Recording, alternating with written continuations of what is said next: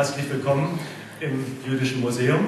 Heute hat das Comicfestival München gestartet, hauptsächlich im Künstlerhaus, aber auch in vielen, vielen anderen Locations. Und wir haben uns bemüht, hier in München möglichst viele Museen in die Veranstaltung mit einzubinden. Und so haben wir zum Beispiel im Yacht- und Fischereimuseum eine Ausstellung über Helmut Nickel, den Pionier der Abenteuercomics der 50er und 60er Jahre. Wir haben im Valentin-Karlstadt-Museum eine Ausstellung über Christian Moser, der die Monster des Alltags erfunden hat. Eine sehr, sehr erfolgreiche Serie, die jetzt ihr 10-jähriges Jubiläum dort feiert. Im Wiener Oktoberfestmuseum unweit von hier gibt es eine Ausstellung über den Oktoberfest-Comic, den Wiesen-Comic, und im Künstlerhaus und im Instituto Cervantes feiern wir das Comic-Gastland Spanien mit Ausstellungen über Michelangelo Prado, der auch persönlich anwesend ist, genau wie Jan Guarnido, der Schöpfer von Black Set. Und so haben wir auch noch diverse andere Zeichner dort ausgestellt, und das Jüdische Museum, da bot sich einfach die Thematik an, dass sehr, sehr viele Superhelden, die man kennt, dass die jüdische Wurzeln haben. Das hat uns erstaunt, als wir der Sache mal so etwas nachgegangen sind. Also das mit Siegel und Schuster, dass die Superman erschaffen haben, da drüben ist ein Holzaufsteller, Wolfgang Wirt Fuchs, ein Münchner Comic-Experte, hat das etwas ausgearbeitet. Dass die jüdische Wurzeln hatten, das war uns schon bewusst, aber dass Bob Kane, der Mann, der Batman erfunden hat, wir haben auch einen Batman-Aufsteller mit Texten zu Batman, dass der in Wirklichkeit Robert Kane hieß, das war uns dann doch schon eher neu und hat uns dann auch etwas gewundert. Und es hat auch in Deutschland in letzter Zeit recht häufig Ausstellungen zu diesem Thema gegeben, unter anderem in Berlin im Jüdischen Museum und auch in Frankfurt. Da hat man sich meist aber auf die ganze Thematik gestürzt, da hat man auch noch Art Spiegelmans Maus mit reingenommen in die Ausstellung, und wir haben jetzt uns einfach mal eine kleine Ausstellung gemacht zum Thema die jüdischen Wurzeln der Superhelden. Und wir haben jetzt zu Gast hier Howard Chaykin. Herzlich willkommen, Howard. Welcome, Howard.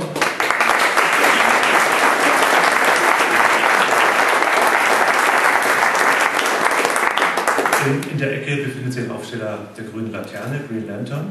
Der Schöpfer von Grüne Laterne heißt Kane, und Kane ist der Mentor von Howard Chaykin, bei dem ist er in die Lehre gegangen und hat dann angefangen, eine Karriere als Superheldenzeichner zu machen, hat so ziemlich alle Figuren, die es überhaupt gibt, Batman, Punisher, nennt einen, er hat ihn gezeichnet, hat alles umgesetzt, und der wird uns sicherlich sehr, sehr viel erzählen können über die Geschichte der jüdischen Superhelden. Er hat so ziemlich alle Menschen kennengelernt, die in der Branche gearbeitet haben. Ja, und direkt neben mir sitzt Bill Morrison. Bill Morrison.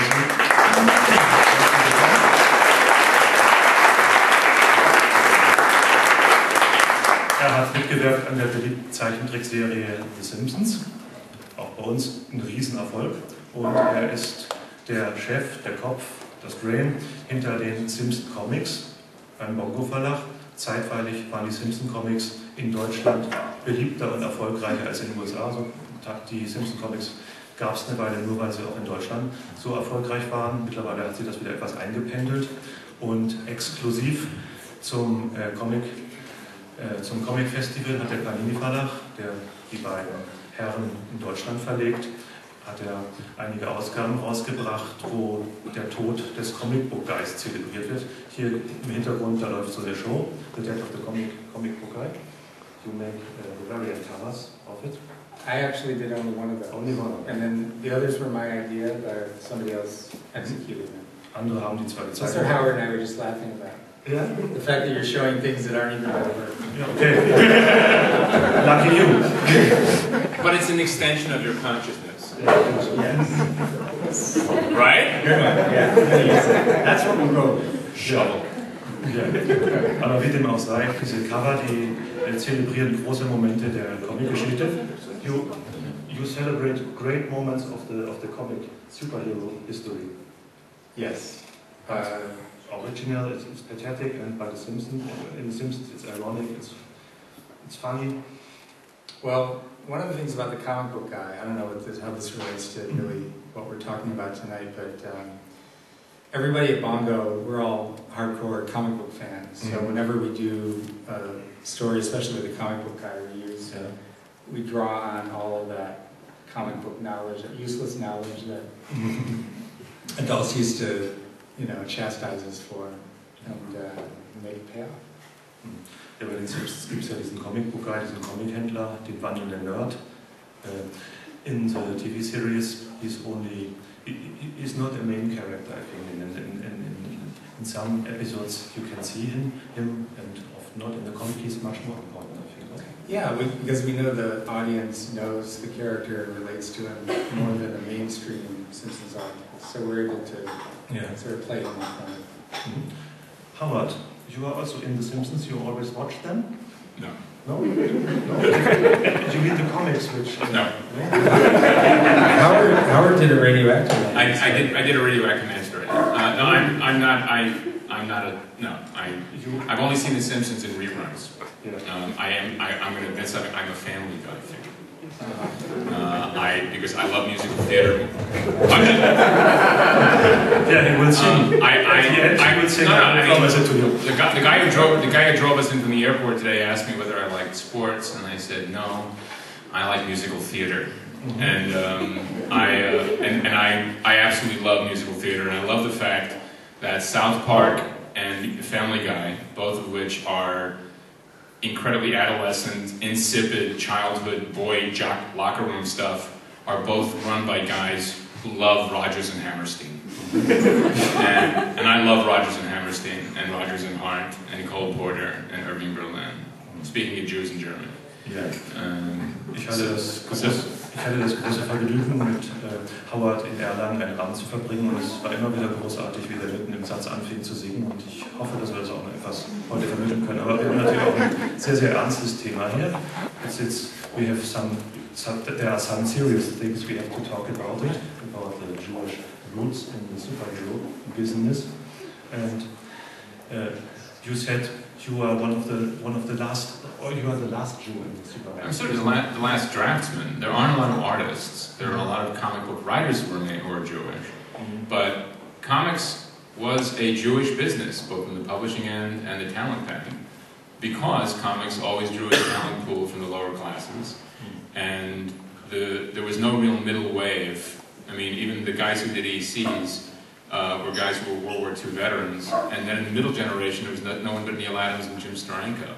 And then the new guys came in, and they were all white trash from Baltimore and Virginia in the South.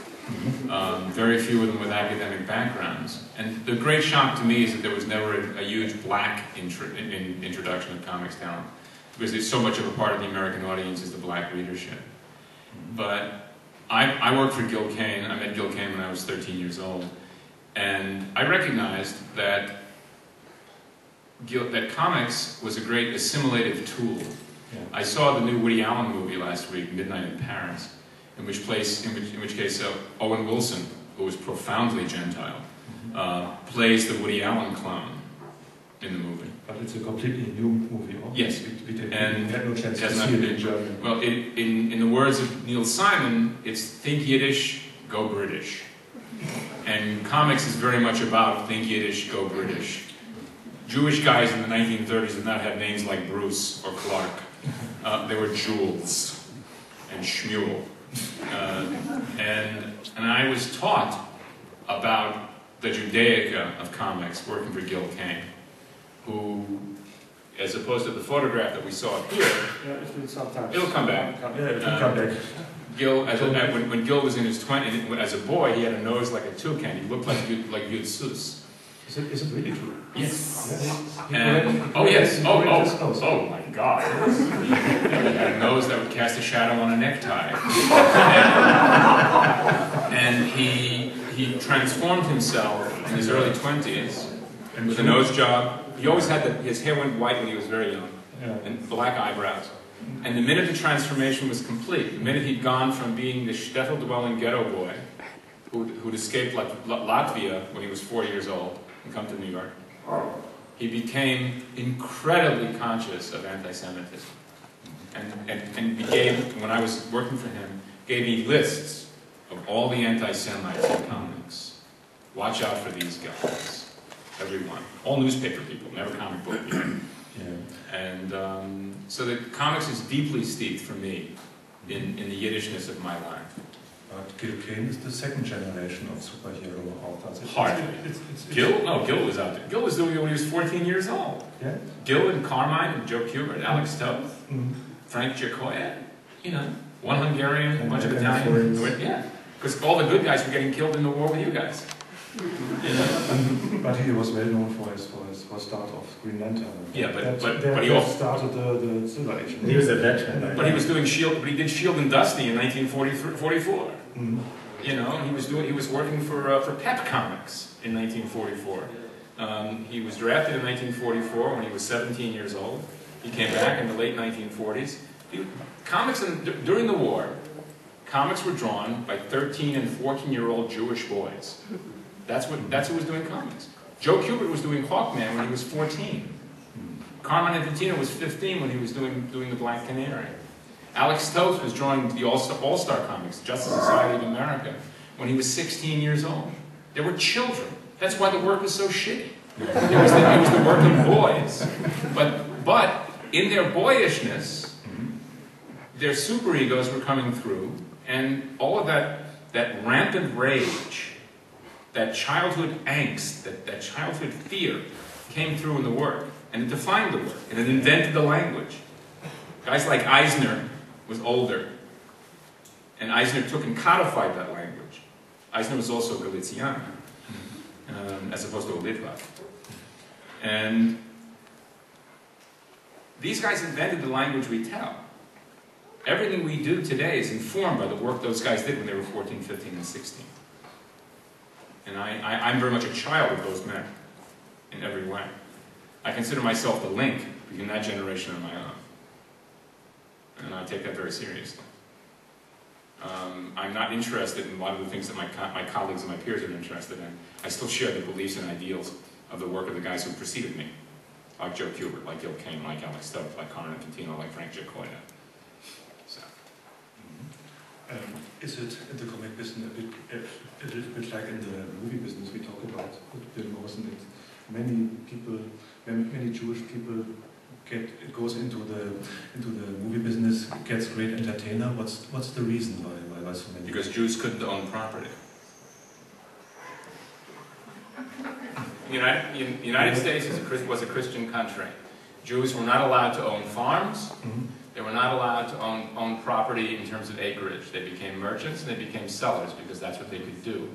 The movie business, the entertainment business, derives itself from the fact that these guys made money selling gloves, selling furs, selling metal, selling diamonds, selling shares, and they translated that money into the next step, which was theaters. And when they had the theaters, they realized they could do better movies than were being shown in the movies.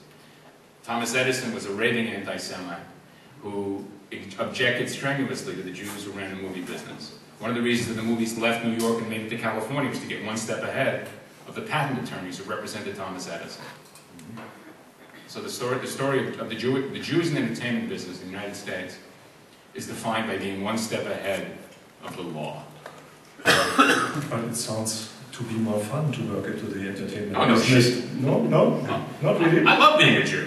I think also a part of that is that a lot of immigrants growing up in New York had to create their own entertainment because they were shut out of mainstream. Yeah, but so they had to create the Yiddish theater. But it wasn't the Italians who did it. Yeah. It wasn't the Irish who did it. Right. And it wasn't the Germans who did it. It was the Jews. Yeah. And I think that comes out of the itinerant nature of Judaica. I think it comes out of the statelessness of Judaica. I think that, there was a huge German community in the United States. There was a flourishing Italian community, flourishing Irish community. And I think the fact that the outsider nature of the religion and the statelessness of the people contributed to that fact. Yeah. I think it applies to comics, it applies to publishing, and it applies to the movie business. And most of the Jewish kids who got into comics wanted to be illustrators or have a successful newspaper comic strip. And they really couldn't do that except for rare occasions like Al Cap. Because they weren't very good. Yeah, so they got, but also I don't think they had they had to take care of their families, their fathers were at war. Yeah, but the newspaper guys also sold the comic book guys down the river. Yeah. In the Kefauver Commission, in the early 1950s, there was a commission that was blaming comics for juvenile delinquency. And the newspaper guys came up, Milton Caniff, and testified against comic books, said these things are just shit, they're crap, they're garbage. And in the subtext of that was, this is shit and garbage produced by Jews. Seriously, that's not